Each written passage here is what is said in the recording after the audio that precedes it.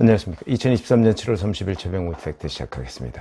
왜 정치평론가라고 하죠? 뭐 장성철 공농센터 소장, 뭐 이 사람이 엊그제 그 CBS 라디오에 나와서 이재명 대표의 10월 사퇴설에 대해서 얘기를 했습니다.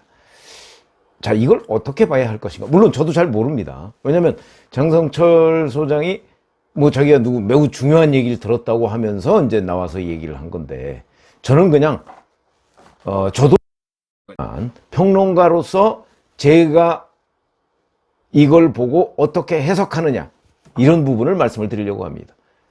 저도 모르고 장성철 소장 어디서 들었다고는 하는데 뭐 들었을 수 있죠. 뭐 좀 가까운 사람도 있고 뭐 했으니까 이렇게 얘기했습니다.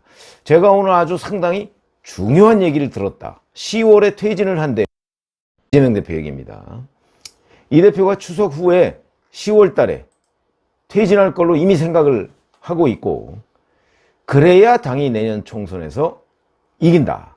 내가 뭐 계속 버텨서 총선에서 우리가 패배하면 나도 죽고 당도 죽고 진보 진영 다 그냥 무너진다. 뭐 이렇게 이재명 대표가 생각하고 있다더라. 뭐 이런 거죠. 그러면서 후임으로는 K 의원을 당대표로 밀겠다. 그래서 40여 명의 의원을 지금 하나의 뜻으로 모았다. 그래서 이러한 움직임이 본격적으로 곧 나타날 것이다. 흐름이 나타날 것이다. 이렇게 얘기를 했다는 겁니다. 자, 그러면서 K라고만 얘기했는데, 이 K 의원이라는 사람, 그분이 무능력하다고 저는 생각하는데 뭐 좋은 분이에요. 뭐 이렇게 얘기를 했습니다. 같은 방송에 출연한 비명계죠. 이상민 민주당 의원 이렇게 얘기했습니다. 전당대회를 또 치른다?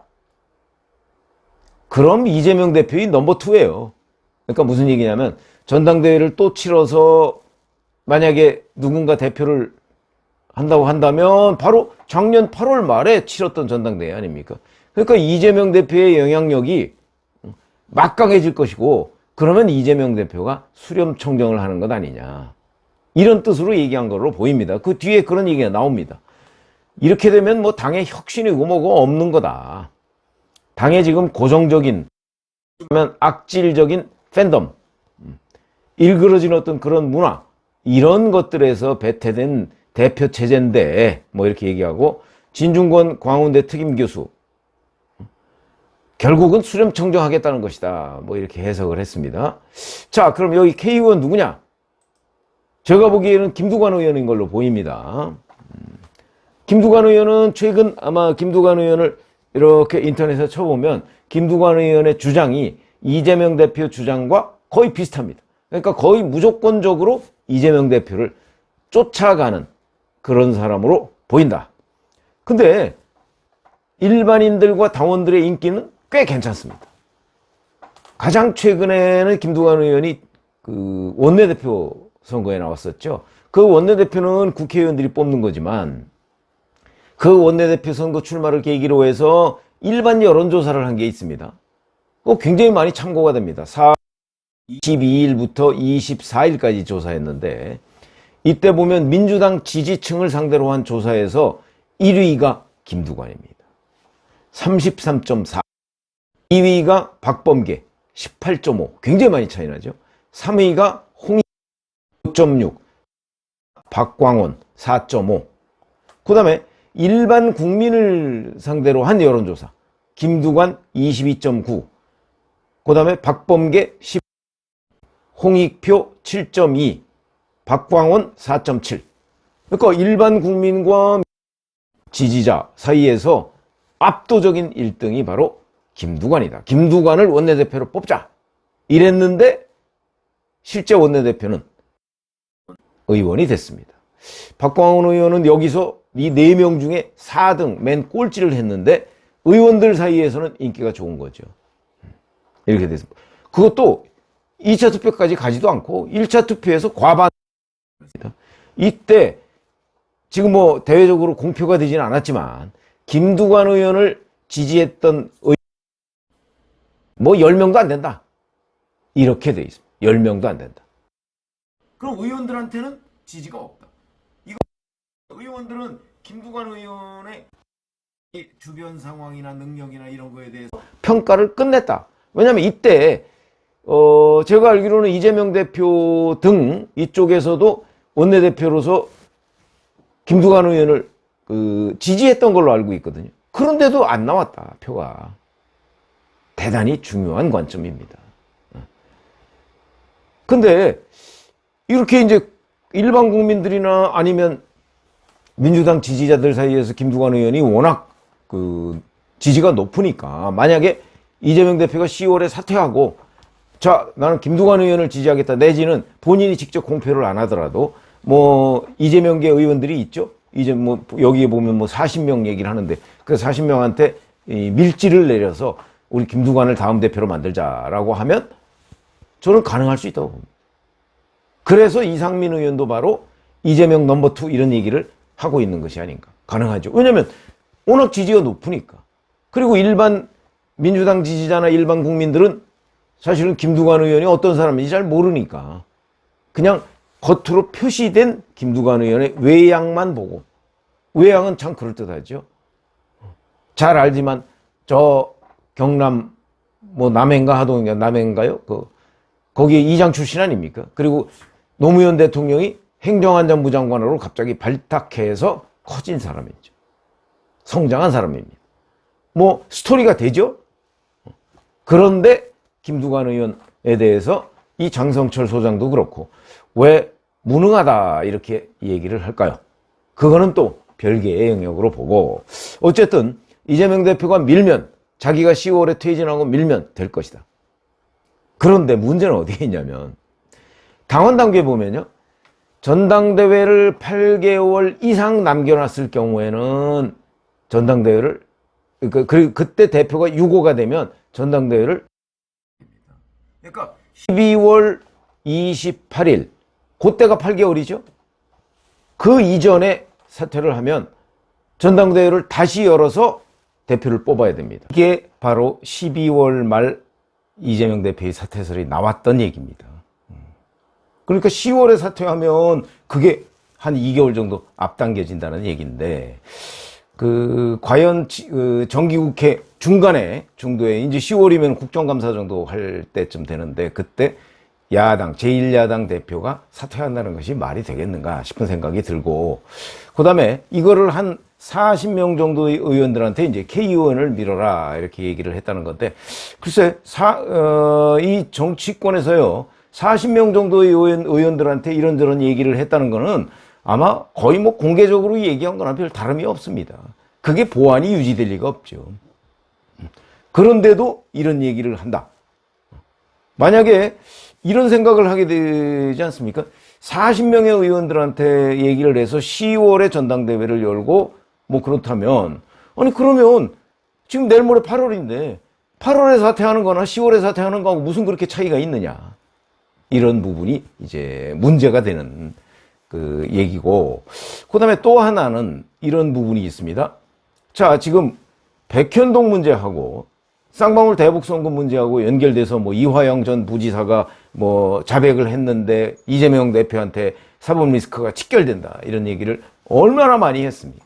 그러면 아마 8월 말 9월 저는 뭐 10월까지도 가능하다고 보는데 이재명 대표에 대한 2차 구속영장이 들어올 가능성이 대단히 높죠. 그러면 10월 추석 후 사퇴설 이 얘기가 맞으려면 그 구속영장에 관한 법원의 판단 아니면 국회와 법원의 판단 국회가 체포동의안을 가결해야 법원에서 영장실질심사를 할 테니까 그 두 가지가 다 이루어진 후가 될 가능성이 높거든요.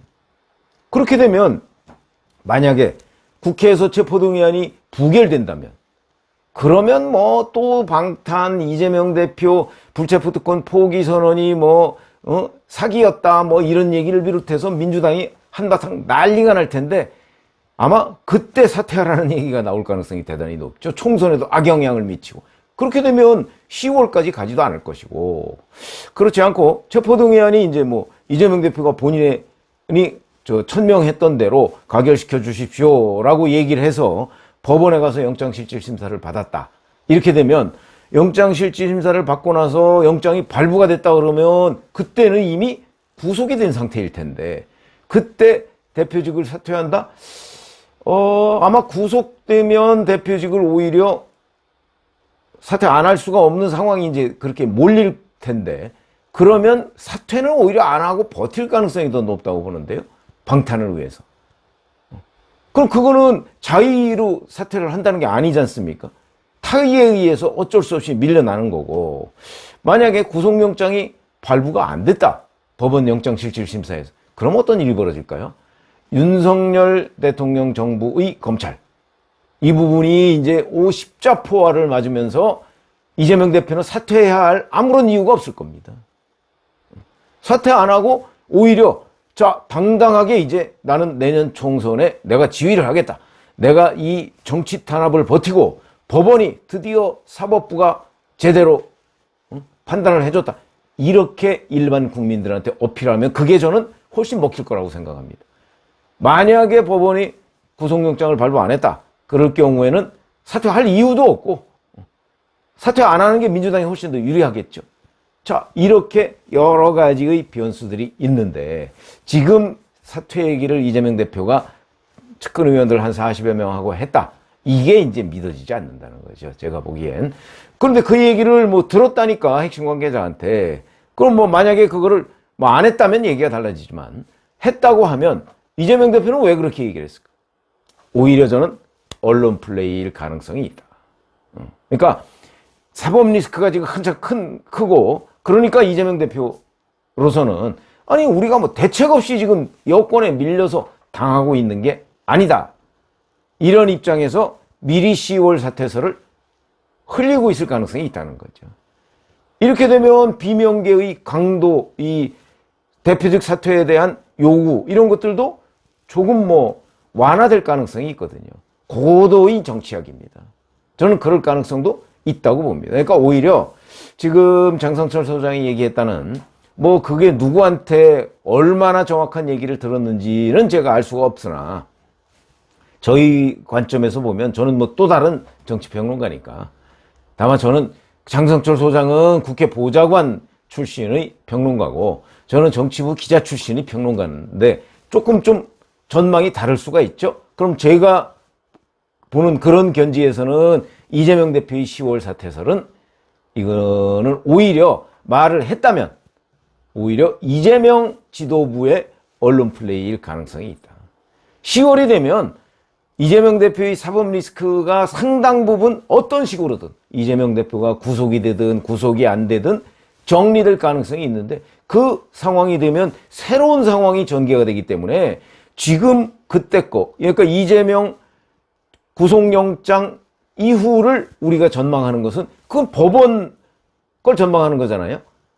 정미경 전 국민의힘 최고위원 같은 경우는 뭐 99.99% 그 이재명 대표의 구속영장이 발부가 될 것이다 그러는데 뭐 저는 그렇게 보지 않습니다. 아니 김명수 사법부에서 저희들의 판단이 빗나간 경우가 얼마나 많이 있습니까? 이건 정말 말도 안 된다. 판결도 그렇고 구속영장 심사 여부의 결과도 마찬가지입니다. 그렇기 때문에 김명수 대법원장이 9월 27일인가요? 28일인가요? 그때가 임기가 끝나는데 그 대법원 체제 하에서 임명된 영장전담 판사가 이것도 심사를 할 거거든요. 그렇기 때문에 꼭 뭐 판사의 문제를 떠나서 지금 언제 영장을 청구하는지도 시점상 불분명하고 더군다나 그 발부 여부를 지금 자신한다? 물론 지금 현재 이화영 전 부지사의 자백이 이루어지고 있고 그것이 이제 앞으로 계속 더 무너질 가능성이 높기 때문에 뭐 상당히 구속 가능성이 높죠. 뭐 한 50%는 훨씬 넘는다 이렇게 얘기를 할 수가 있지만 99.9 그런 정도까지는 아닌 것으로 보이고 자 그러면 이제 이 10월 사태에서는 결국 이건 나중에 맞지 않을 가능성이 훨씬 높다. 저는 이렇게 보는 입장이라서 중간에 물론 변수가 있지만 그래서 그 부분에 관해서 뭐 궁금해 하실 것 같아서 제가 말씀을 드렸습니다. 고맙습니다.